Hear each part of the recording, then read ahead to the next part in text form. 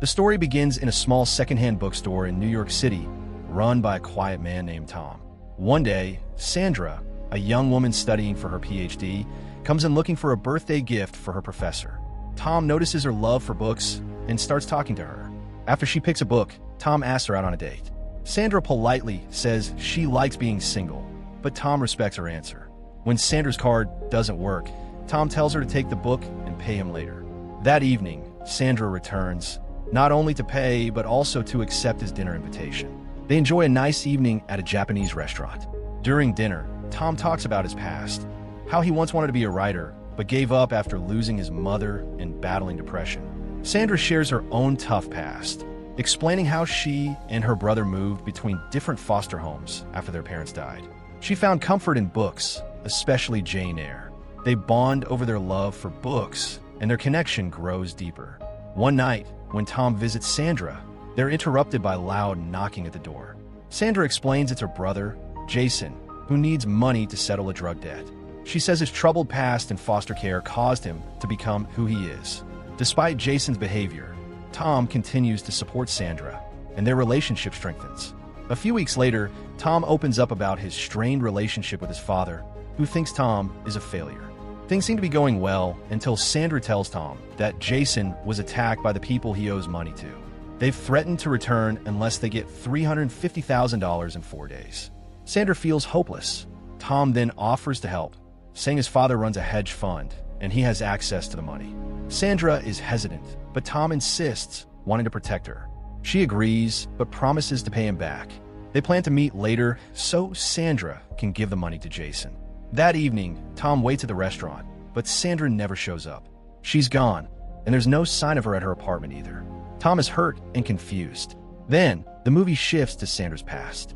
A flashback shows her weeks before meeting Tom, talking to her parole officer at a bar. It turns out Sandra isn't just a book lover.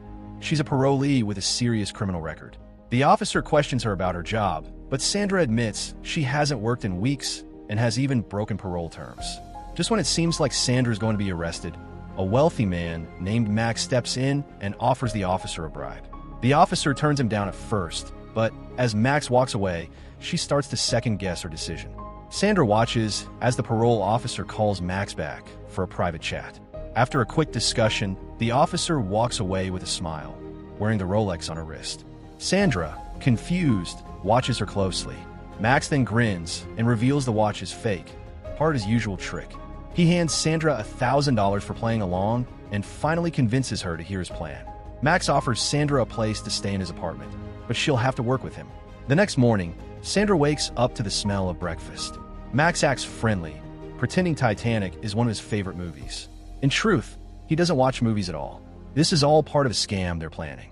Max explains that Sandra's job is to charm wealthy men by pretending to be their perfect woman. While she does that, Max will gather information on each target, what they like, what they believe in, and what makes them trust others.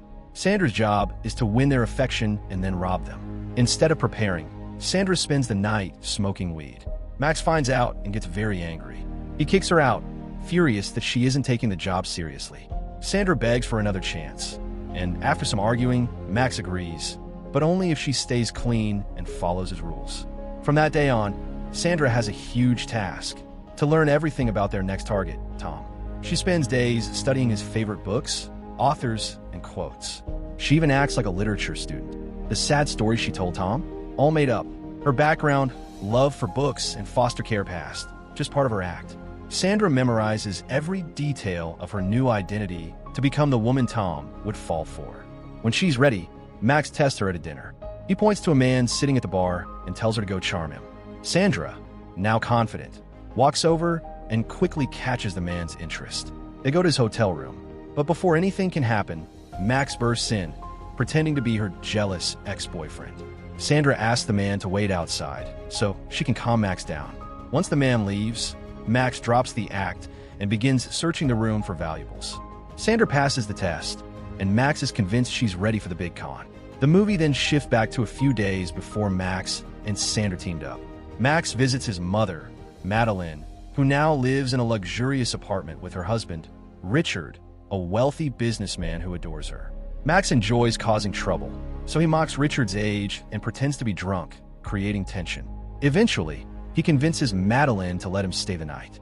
The next day, things spiral out of control when Madeline and Richard return home to find Max getting arrested for trying to buy drugs from an undercover cop. Richard offers the officer $1,000 to calm the situation, but Madeline quickly realizes it's all a scam. Max set up the entire arrest with a fake cop to steal from Richard. Furious, Madeline slaps Max in front of Richard and throws him out. The story takes a shocking turn when Madeline visits Max in secret the next day. She's not really his mom. She's his partner and girlfriend. They've been scamming Richard for months. She tells Max that Richard wants to meet him in his office to settle things. The next day, Max shows up at Richard's office just as Richard finishes a health checkup. But there's another surprise. Tom walks in. It turns out that Richard is Tom's father. At this point, Tom still hasn't met Sandra. Richard opens up to Max about his troubled relationship with his son. Since Tom's mother passed away, he's shown no interest in running the family business. Instead of wealth and power, Tom only asked for something simple, a bookstore. Richard, a business tycoon, feels hurt and disappointed.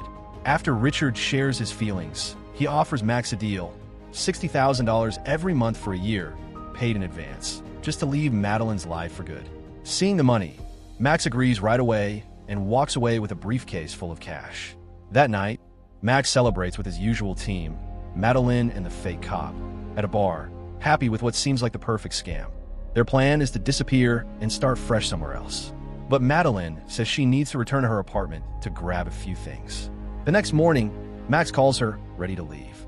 But Madeline tells him coldly that she's not coming.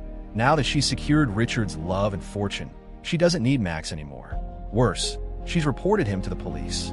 Max realizes he's been betrayed and panics, running to escape before it's too late. Sometime later, Richard dies from a long illness. Madeline pretends to mourn, but her tears are fake. Once she's alone, she drops the act and prepares to take what's hers. Richard's lawyer reads the will, and it surprises everyone. Most of Richard's fortune, including stocks, real estate, and $9.2 billion, goes to Madeline. Tom only gets enough to manage his bookstore and is made the chairman of Richard's Charity Foundation. But Madeline holds the true power as trustee. She pretends to be humble, apologizing to Tom and acting like she didn't expect any of this. Tom, trusting her, believes every word. With her inheritance, Madeline lives a life of luxury, buying designer clothes and living like royalty. But peace doesn't last. One day, Tom tells Madeline he's been investigating Sandra's case. He's even asked Richard's old friend Braddock to help him find her. Braddock studies the case and quickly realizes that Sandra wasn't alone in the scam. It was too complex for just one person. Madeline tries to stop Tom from searching for Sandra, convincing him that what he wants is not justice, but closure. She convinces him that he just wants to see Sandra again, not punish her. Tom backs down and tells his men to stop searching, but it's too late. They've already found Sandra, living in a rundown apartment, tired and abandoned. When Tom sees her, he realizes the truth. She wasn't the mastermind. The real person behind everything was Max, the same guy who had taught her how to charm, deceive, and pretend. Tom lets Sandra stay with him to recover, but Madeline is furious when she finds out. She tries to throw Sandra out, calling her a drug addict who can't be trusted. Tom refuses. He wants to help Sandra, no matter what. Madeline visits Sandra privately, thinking she can fix things. But Sandra surprises her by revealing she knows everything. Max told her about their scams. Sandra says she'll keep quiet about Madeline's crimes if Madeline brings Max to her. Desperate, Madeline starts calling Max, hoping he'll return her calls. After days of silence, Max finally answers and agrees to meet her. Madeline lures Sandra outside, pretending it's just a walk. But when they meet, Sandra is furious to see the man who tricked and abandoned her. Before they can speak, two cars suddenly pull up. It's Tom, and he's not alone. His men and Braddock are with him, and together, they confront Madeline, Max, and Sandra. The truth comes out. Tom has confirmed his suspicions. Madeline, Max, and Sandra were all working together from the beginning. But instead of feeling guilty, Madeline scoffs. She reminds everyone that legally, she owns everything Richard left behind. With all of Richard's wealth and power in her hands, Madeline feels untouchable. Tom grabs Braddock's gun. He points it at Madeline, accusing her of ruining his life. Sandra tries to intervene, but in the chaos, the gun slips from their hands and lands near Madeline. Without hesitation, she picks it up, threatening everyone. Desperate to maintain control, Madeline is cornered and willing to do anything to hold onto her power. Tom, fed up, walks up to her, forcing her hand onto the gun. In a heartbreaking moment, the weapon discharges, and Tom collapses to the floor. Everyone freezes in shock.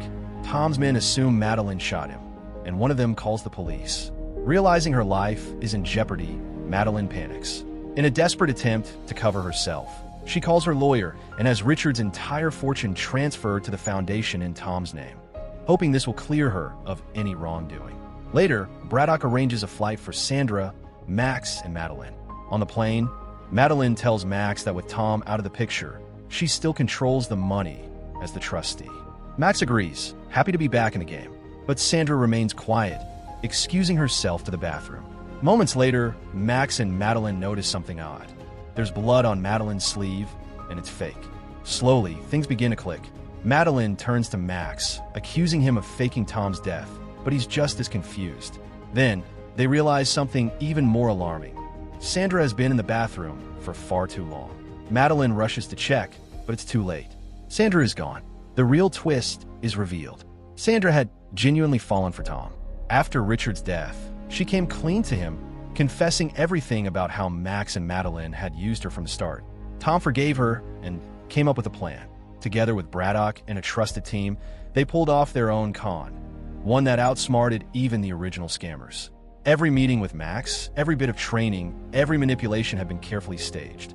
Sandra used all the tricks she had learned to turn the tables on her former partners. In the end, Tom didn't really die.